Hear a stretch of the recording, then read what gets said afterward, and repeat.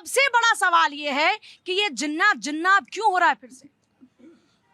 अगर आप पिछले दशक को देखेंगे पूजा जी, और दर्शक तो सबसे बड़े वॉचर होते हैं, वो सबसे ज्यादा देखते हैं, तो आज जो आदरणीय योगी आदित्यनाथ जी ने बात कही है वो जन जन की आवाज है, हर व्यक्ति की आवाज है। अब कौन खतरा है एकता अखंडता के लिए?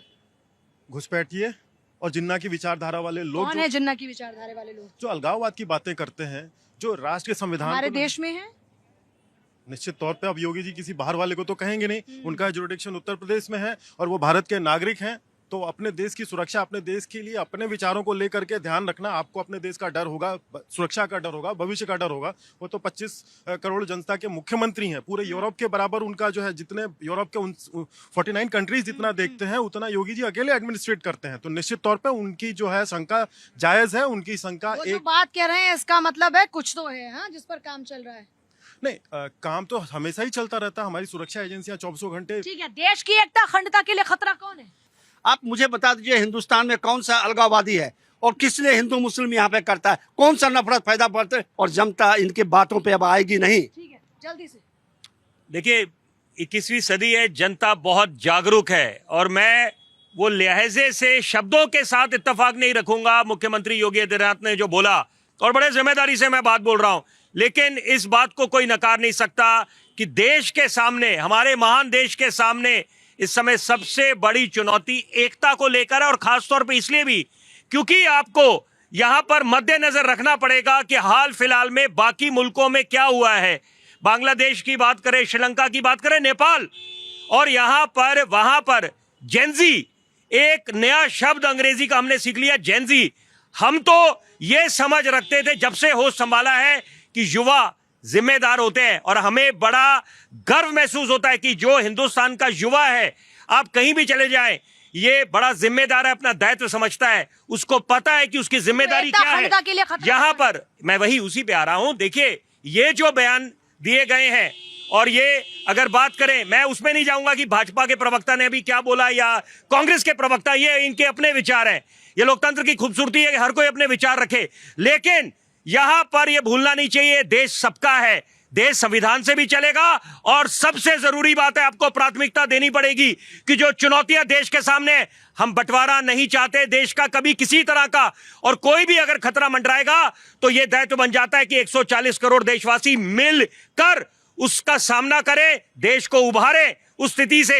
यह भूलना नहीं चाहिए कि इस समय संकल्प क्या है। संकल्प है कि हमने अपने देश को महाशक्ति बनाना है, आत्मनिर्भर बनाना है, और साथ में उस दौर को दोबारा लेके आना है जब हिंदुस्तान को बड़ा नाज होता है, जब हिंदुस्तान को सोने की चिड़िया कहा जाता था, the land of the golden sparrow. तो अगर चुनौती एक तरफ, हमने उनके साथ तुलना नहीं करी, अमेरिका, वो तो यूनाइटेड स्टेट्स ऑफ अमेरिका बने हुए हैं, उनकी अपनी महत्वाकांक्षाएं, एक्सपेंशनिस्ट विस्तारवाद की नीति है। रूस की बात करें, यहां पर अलग अलग मुल्कों की बात करें, हम लोग अमन पसंद मुल्क है, लेकिन ये नया भारत है, ये दुश्मन को उसी की भाषा में जवाब देना भी जानता है। सर जल्दी से, कौन है देश को बांटने वाले लोग जिनका जिक्र उत्तर प्रदेश के मुख्यमंत्री कर रहे हैं? आखिर ये लोग हैं कौन? वो देश के अंदर ही हैं, वो पहले से कर रहे हैं, लेकिन उनका जो उनकी डायरेक्शन है कहीं और से मिलती है। यानी इस देश की आर्थिक प्रगति को वो लोग पचा नहीं पा रहे हैं, ये देश क्यों बढ़ रहा है। कौन है देश के जिन्ना ऐसे? इस देश में कौन से जिन्ना है वो? बहुत से लोग हैं ना जो ये कहते हैं कि जनजी खड़े हों और संविधान खतरे में है, वोट चोरी हो रही है। आप कांग्रेस का जिक्र कर रहे हैं। बिल्कुल, कांग्रेस ही जड़ है, आज इस देश में इस प्रकार का वातावरण पैदा करने के लिए लगे हैं।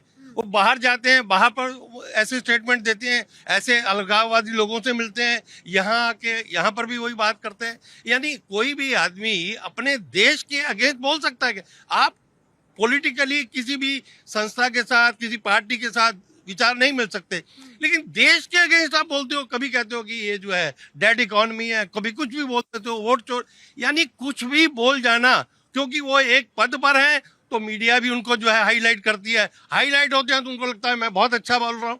अरे भाई, आप इस देश की जड़ों को काट रहे हैं। आप राहुल, आप कांग्रेस के प्रवक्ता है ना, आप अपनी पार्टी का पक्ष रखेंगे पहले की नहीं?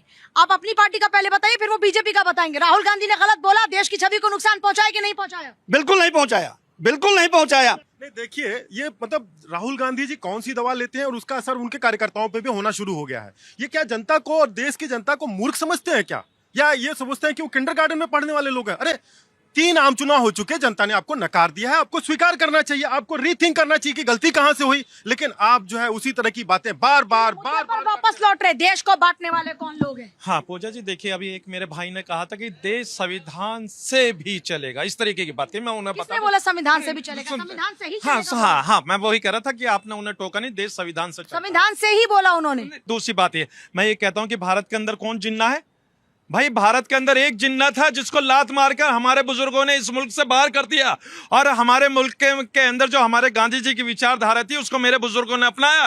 तो भाई भारत के अंदर तो अब कोई जिन्ना नहीं है। तो फिर ये जिन्ना वाली बात कहां से? यानी कि अलाउद्दीन का चिराग हाथ में लग गया कि जब भी कुछ भी बात हो चिराग कुछ घिसे और जिन निकल के आता है, जिन्ना नहीं जिन। तो भाई वो वाला अलाउद्दीन वाला चिराग आखिर इन्हीं के हाथों में कैसा लग जाता है और दूसरों के हाथों में क्यों नहीं लगता? क्योंकि इसलिए नहीं लगता क्योंकि हम सबके बुजुर्गों ने जिन्ना को लात मार दी थी, और वही जिन्ना अगर जिन बन के आएगा तो फिर लात मार के भगाएंगे। ये देश के अंदर हिंदू मुसलमान सिख ईसाई सब भाई हैं, कोई आपस में बंटवारा नहीं है। भाई हम तो कहते हैं कि हम सब एक रहेंगे तो मजबूत रहेंगे, अगर कमजोर रहेंगे तो बिगड़ेंगे। तो ये कहा, हम भी तो यही कह रहे हैं कि एक रहेंगे तो नेक रहेंगे। आप उसमें हिंदू मुसलमान तो आप ढूंढ रहे हैं इसका मतलब? हाँ नहीं, देखिए मैं तो भारतीय हूँ। और आपको देखिए क्यों लगा कि जब एक रहेंगे नेक रहेंगे की बात हो रही है तो वो हिंदू मुसलमान की? आपको हिंदुस्तानी क्यों नहीं लगा कि वो हिंदुस्तानी लोगों की बात हो रही है? हाँ देखिए पूजा जी, देखिए मैं सबसे पहले अपने बता दूं, मैं भारतीय हूँ, मेरी आइडेंटिटी भारतीय की है।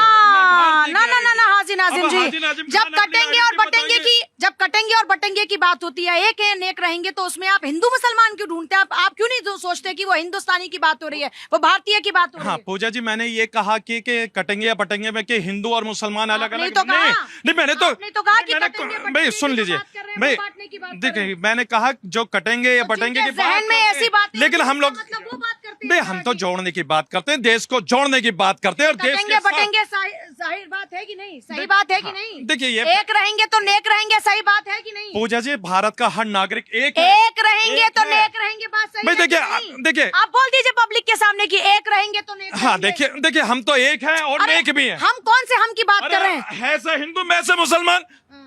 तो भाई जब हम हो गए तो दोनों एक हैं, एक साथ रहने, तो इसमें दिक्कत क्या?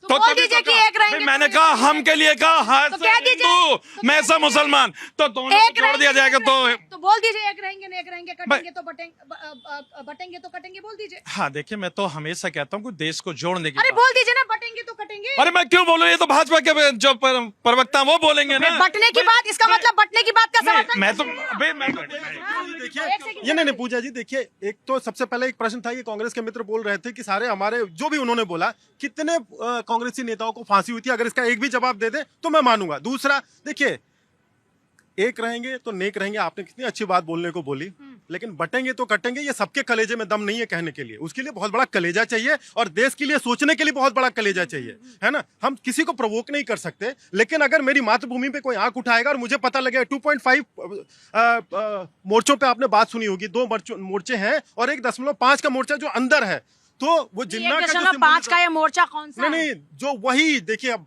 जनता समझ रही है, नेता समझ रहे हैं, लेकिन अब अगर आप नहीं समझ पा रही हैं, देखिए मैं तो अपनी समझ की बात ही नहीं कर रही। नहीं, मैं तो हमारा शो ही है जनता की आवाज, तो इसमें मैं अपनी सोच तो डाल ही नहीं सकती। जनता इसी बात को समझते हुए जो 0.5 वाला जो मोर्चा अंदर है, इसीलिए 3 तो ये 0.5 वाले लोग जहरीले लोग हैं जो बांटने और काटने वाली बात जहरीले हैं, ये आने वाली नस्लों को खराब आने वाली नस्लों को। एक सेकंड सर, जो लोग रह गए उनके पास जल्दी से पहले चल जाती हूँ। कौन है बांटने वाले और इनकी बातों पर कितना इत्तेफाक रखना है? पूजा जी, सबसे पहले जो मुद्दा है आपका एकता का है।